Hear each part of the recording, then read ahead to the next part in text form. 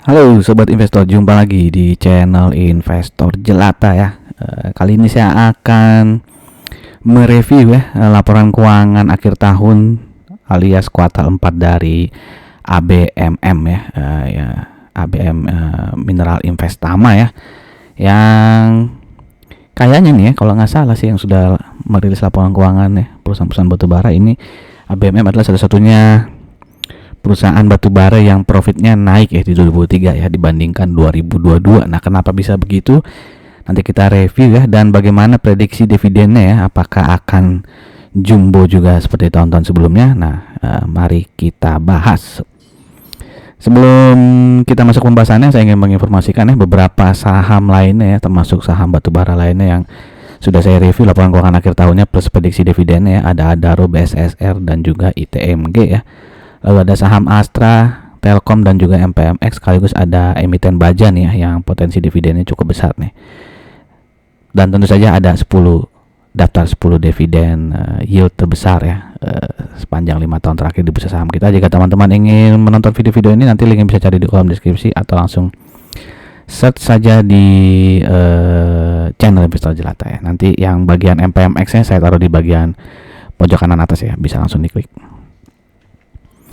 Oke, ABMM ini sebenarnya udah saya buat juga ya sekitar 2-3 bulan lalu ya, ketika dia baru saja merilis laporan keuangan kuartal 3-nya, dan saat itu juga dia profitnya naik ya. Jadi dari kuartal 3 juga profitnya udah lebih bagus daripada profit kuartal 3 di tahun 2022 ya. Jadi di sini juga saya bahas ya perkembangan bisnis dari ABMM ya, dan historis dari perusahaan ABMM. Jika teman-teman ingin mengetahui lebih lengkap tentang perusahaan ABMM, sebaiknya nonton di video sini ya, karena video yang kali ini nih lebih fokus ke laporan keuangan sekaligus prediksi dividen ya. Jadi nanti bisa teman-teman, oh iya, kalau nggak yang ini aja ya, video ABMM aja nih yang saya taruh di pojok kanan atas ya, biar teman-teman gampang lah nyarinya gitu ya. Oke, sekilas aja ini ya. Jadi ABMM ini dulu awalnya berdiri tahun 2006, tapi namanya masih Adi Ratna Bani Makmur ya. Lalu berubah menjadi ABM Investama itu di 2009. Ini ABM Investama ya, tadi saya bilang ABM Mineral ya, salah ya, ABM Investama namanya. Oke, lalu dia IPO di tahun 2011 ya. Dan saat ini kepemilikan sahamnya 53,55% itu dikuasai oleh PT Tiara Marga Trakindo, lalu ada 25,5% oleh PT bukan PT nih ya, Vale Verde PTE ya, perusahaan Singapura mungkin ya. Jadi dua ini adalah pengendali ya. Lalu masyarakat sekitar 20,66 ya. Lalu ada direktur maupun komisaris yang juga memiliki saham ABMM ini. Dan secara total ya, ini bisa dilihat ya, yang warna ungu adalah lokal ya, berarti kepemilikan lokal itu 66,85 ya. Dan asingnya adalah 33,15% ya. Jadi masih banyakkan lokalnya ya daripada asingnya di ABM Investama. Dan ini sekilas info aja ya, sudah berita agak lama sih ya, 26 Juni 2023 waktu itu Pak Lo Keng Hong tuh ada acara apa gitu ya, ditanya orang ya kapan akan jual ABMM ya, karena teman-teman tahu ya Pak Lo Keng Hong memiliki sekian persen saham ya, di bawah 5% sih sahamnya ya. Exactly-nya saya kurang tahu, jika teman-teman ada yang tahu bisa tuliskan di kolom komen ya. Jadi waktu itu ada pertanyaan kapan mau dijual ABMM ya, lalu kan dia bilang ABMM waktu nyentuh 4.850 aja nggak dijual ya, masa 3.000 dijual ya. Jadi bulan Juni itu ABMM lagi turun kali ya ke 3.000 ya gitu. Jadi dia mungkin tidak akan menjual di 4.850 gitu ya, tapi ya siapa yang tahu ya, kalau lagi butuh uang ya, atau lagi ada saham yang lebih menarik, mungkin aja dia jual gitu ya. Lalu ini berita di November ya, jadi dia per 30 September ya, Lo Keng Hong itu mengoleksi 4,53% ABMM ya. Di Juni itu ya, ketika dia tadi wawancara itu dia baru punya 4,32%, berarti pas di September dia ada beli lagi sekitar, bukan September sih ya, di antara Juni sampai September dia ada beli lagi saham sekitar 0,2 ya, 0,2% ABMM menambah. Dan saat ini saya kurang tahu ya dia memiliki kepemilikannya berapa ya, pasti belum nyampe di atas 5% sih ya. Sekali lagi, jika teman-teman ada yang tahu ya apakah Pak Lo Keng Hong masih ada di ABMM ya, jangan-jangan udah keluar juga ya, tapi kayaknya masih ada di dalam sih ya, dan dia punya kepemilikan berapa persen, minta tolong tuliskan di kolom komen gitu ya. Oke, sebelum kita masuk ke bagian keuangannya, saya ingin mengajak teman-teman yang mungkin saja baru mampir di channel ini untuk subscribe channel ini. Jangan lupa klik lonceng ya, agar dapat notifikasi ya, sehingga tidak ketinggalan informasi-informasi yang mungkin berguna untuk teman-teman. Dan jika dirasakan video-video di channel ini bermanfaat, saya minta tolong untuk like, comment, and share-nya. Terima kasih. Nah, ini adalah laporan keuangan full year dari ABMM ya, sepanjang tahun 2023, di mana pendapatannya naik 3,25%, tapi beban pokok pendapatannya naik 19,1% ya, sehingga itu membuat laba kotornya turun 24,88% ya. Lalu setelah dipotong beban penjualan, ditambah pendapatan lain-lain dan beban lainnya ya, itu laba usahanya menjadi turun 22,7 ya. Jadi dia ketolong nih, pendapatan lainnya tuh ada kenaikan ya, dari 15 juta dolar menjadi 47,7 juta dolar. Lalu ada bagian atas laba entitas asosiasi yang naik cukup besar ya, naik 116,2% nih. Nanti kita lihat ya itu datangnya dari mana ya. Sehingga itu membuat laba sebelum pajak final dan pajak penghasilannya itu berkurangnya semakin dikit ya. Tadi kan 22% minusnya, sekarang jadi 14%. Dan sekarang laba bersih yang bisa didistribusikan kepada pemilik entitas indus tuh naik 7,07% ya. Ya, sebenarnya kan ini laba sebelum pajak minus ya. Berkurang lah gitu maksudnya ya. Masih profit tapi berkurang daripada tahun 2022. Lalu laba tahun berjalannya juga setelah dipotong pajak nih ya, itu kan turun juga ya. Di tahun 2022 tuh 341 juta dolar. Di tahun 2023 tuh 315,6 juta dolar gitu ya. Nah, kenapa ini bisa naik ya? Bisa lihat sini ya. Ini kepentingan non pengendalinya turun ya, yang dimana tahun 2022 ya labanya itu dikasih ke non pengendali sekitar 71,9 juta dolar ya. Dan tahun ini turun ya, hanya 26,6 juta dolar gitu ya. Jadi ini turun sekitar 60% lah ya. Nah, yang bisa didistribusikan kepada pemilik entitas induk nih, termasuk kita retail ini yang punya saham BMM itu jadi naik ya. Yang tadinya 269 sekarang menjadi 289 juta dolar ya. Jadi ada kenaikan 7,07%. Jadi faktor utamanya dia bisa profit 7,07% ini karena kepentingan non pengendalinya turun ya. Laba yang dikasih ke non pengendalinya turun cukup tajam ya, 60%-an gitu. Oke, demikian analisa laporan keuangannya ya. Jadi dia ditopang oleh menurunnya kepentingan non pengendali ya, sehingga bisa profit 7% ya. Walaupun sebenarnya revenue juga naik ya, 3,25%. Plus tadi ini ya, ada bagian atas laba entitas asosiasi. Nah, itu dari mana ya? Seperti mungkin yang teman-teman ngikutin ABMM tahu ya, ABMM waktu itu dia membeli 30% saham Games ya. Games itu yang Golden Energy apa namanya ya? Golden Energy Mineral mungkin ya. Mineral lagi, jangan saya salah ya. Pokoknya itulah Golden Energy. Silakan teman-teman cek lah. Games itu kan ada di bursa saham kita juga ya, games.jk itu ya. Oke. Nah, karena dia punya 30% saham itu, makanya dia dapat bagian keuntungan ya, 143,9 juta dolar ya. Dimana tahun lalu tuh hanya 66 juta dolar ya, 66,5. Jadi ada kenaikan ya dari Golden Energy. Oh, ini di sini Golden Energy Mine saya Games itu ya. Oke, kalau kita lihat ya, di tahun 2022 dan sebelumnya ya, itu kan paling tinggi di 2022 ya, 4 triliun ya. Sebelum-sebelumnya bisa dilihat ya, hanya 2 triliun ya. Jadi memang belum pernah mencapai 4 triliun ya. Dan di tahun 2023 itu kan tadi keuntungannya kalau dirupiahkan tuh jadi sekitar 4,4 triliun lah gitu ya.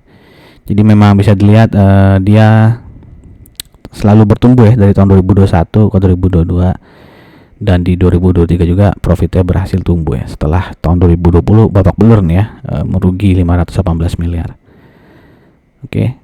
Dan pendapatannya itu paling banyak ya dari kontraktor tambang dan jasa tambang batu bara ya. Ini hampir 80% lebihnya didapat dari sektor batu bara ya. Lalu sisanya ada logistik, sewa kapal, ada sewa mesin dan sebagainya. Nah, untuk penjualan batu baranya kemana itu paling banyak ya. Penjualan keseluruhan ya, paling banyak batu bara emang dijual ya. Itu paling banyak ke domestik ya, 69,8%-nya penjualan ke domestik ya, alias ke Indonesia. Lalu yang kedua terbanyak dari Singapura, disusul Tiongkok, India, dan seterusnya ya. Oke, sekarang kita bandingkan ya dengan saham-saham batu bara lainnya ya. Earning per share dari ABMM itu di 1636 ya. Dia tertinggi kedua ya, dia yang diantara emiten-emiten yang ada di tabel ini ya. Yang pertama itu ITMG 7 ribuan. Lalu PR ABMM ini yang paling kecil ya 2,32 ya. Jadi dia masih di bawah ITMG, masih di bawah Adaro juga ya. Dan yang paling besar di sini PR-nya ya si ini ya, MCOL dan juga PTBA nih. Untuk PBV dia 1,1 ya, termasuk rendah ya, cuman masih kalah rendah bandingkan Adaro nih yang hanya 0,76. Untuk ROE dia yang paling besar kedua juga nih, hanya kalah dari MCOL ya. Dia lebih unggul daripada Adaro maupun ITMG nih untuk ROE. Nah, untuk DER-nya dia termasuk yang paling tinggi nih ya. Ya nggak sih? Iya, paling tinggi lah ya. Yang paling rendah itu adalah ITMG ya. Jadi memang mencolok sekali ini hutang dari ABMM ya. Yang mungkin menjadi concern lah ya. Karena dibandingkan perusahaan batubara lainnya dia yang paling tinggi ya, tingginya mencolok gitu ya. Karena ITMG 0,2, MCOL 0,2an ya, Adaro 0,4 gitu ya. Jadi cukup mencolok lah.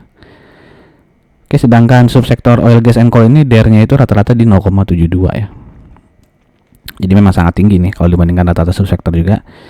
Lalu rata-rata subsektor ini PR-nya 6,74, PBV-nya 2,78. Nah, dua-duanya ini PBV maupun PR-nya dari ABMM masih di bawah rata-rata subsektor oil, gas, and coal ya. Oke, sekarang kita masuk ke histori PR-nya ya. Jadi PR rata-rata 5 tahun terakhir tuh di ketutupan ya 8,16 ya. Dan saat ini kan dia PR-nya di pakai data ini ya 2,32 ya, 2,32 kali. Ya, data yang di sini nih 2,05 tuh data kuartal 3 sih ya. Ya, jadi masih bisa dibilang ini under value ya, karena kan rata-ratanya 8,16 ya. Lalu untuk PBV tadi kan dia saat ini di perdagangan di 1,1 ya, dan rata-ratanya sekarang di 1,09. Jadi dia saat ini sudah hampir sama dengan, ya anggapnya sama lah, 1,1 sama 1,09 ya. Jadi memang sudah ada di harga rata PBV 5 tahun terakhir. Dan saat ini book value-nya adalah 4.300 ya. Dan jika harga wajar itu di PBV 1,09, maka harga wajarnya saat ini adalah di 4.687 ya.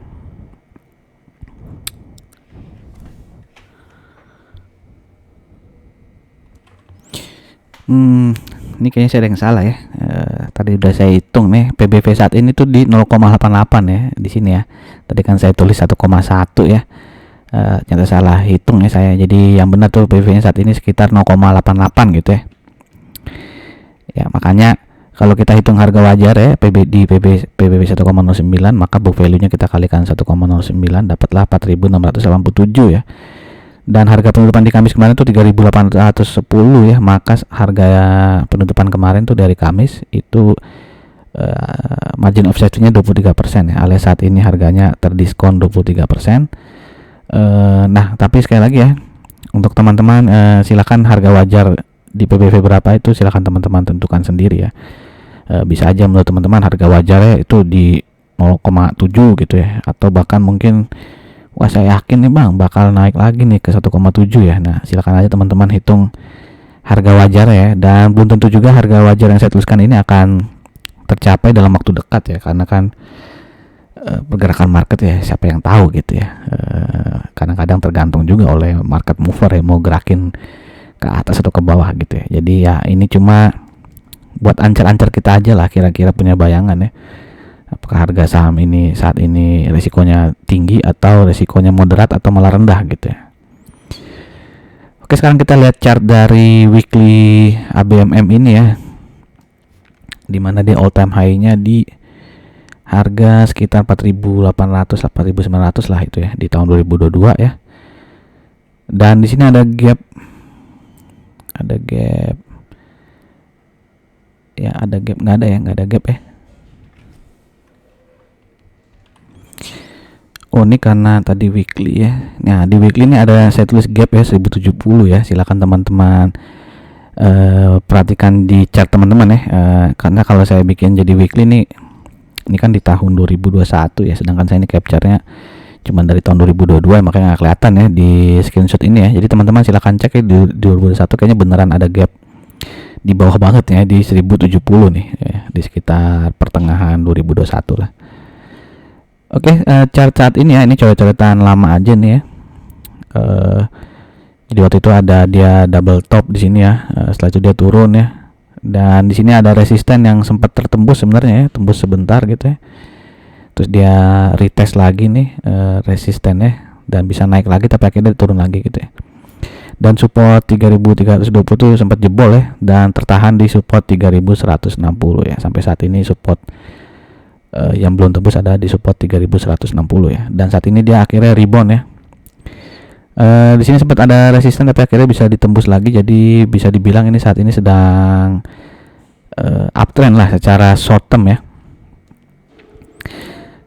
Nah, berarti untuk berikutnya ya, ini analisa terbarunya ya, berarti dia resisten berikutnya ada di sekitar 4150 sampai dengan 4300 ya, dan supportnya yang baru ini adalah di sekitar 3630 sampai dengan 3680 ya.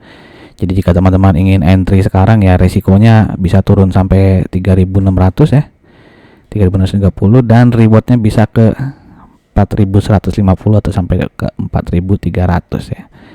Jadi silakan, ini sudah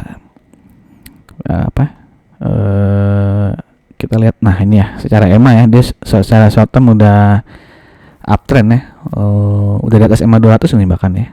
Ya, jadi bisa dibilang secara long term juga sudah uptrend, tinggal ditunggu aja nih kelanjutannya ya.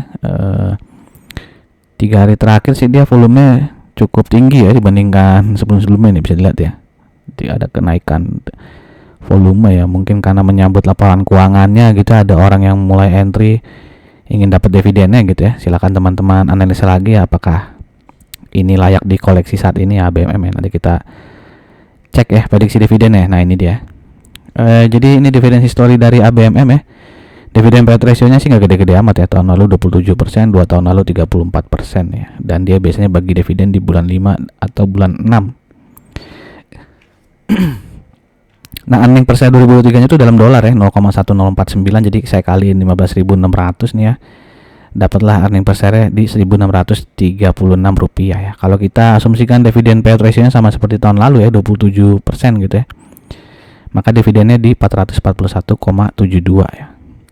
Nah, kalau kita bagi dengan harga penutupan di Kamis kemarin, berapa tadi? 3.600 ya, benar ya, 3.810 ya, dibagi 3.810, maka dapatlah potensi dividennya sekitar 11,59%. Jadi cukup tinggi lah ya, mirip-mirip potensi dividennya PTBA mungkin ya, karena di atas 10% juga kalau nggak salah ya. Silahkan teman-teman cek video saya yang tentang PTBA gitu ya. Nah, bagaimana menurut teman-teman? Apakah ABMM ini cukup menarik ya? Dari sisi dividen sih kayaknya menarik ya, sekitar di atas 10% gitu ya. Nah, kalau dari capital gain-nya gimana menurut teman-teman? Apakah ini layak dikoleksi ya?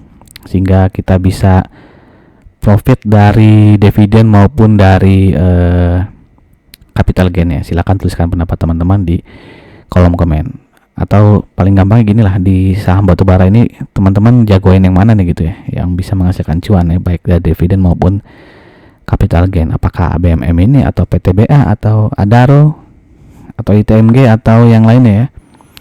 Masih ada apa lagi tuh, KKGI, MCOL ya, Indika ya, Games ya, termasuk Games ya, yang tahun lalu juga bagi dividen cukup besar gitu ya. Silakan tuliskan pendapat teman-teman di kolom komen, dan sekali lagi jika dirasakan video ini bermanfaat, saya minta tolong untuk like, comment, and share-nya. Terima kasih, sampai jumpa lagi di video-video berikutnya. Salam jelata.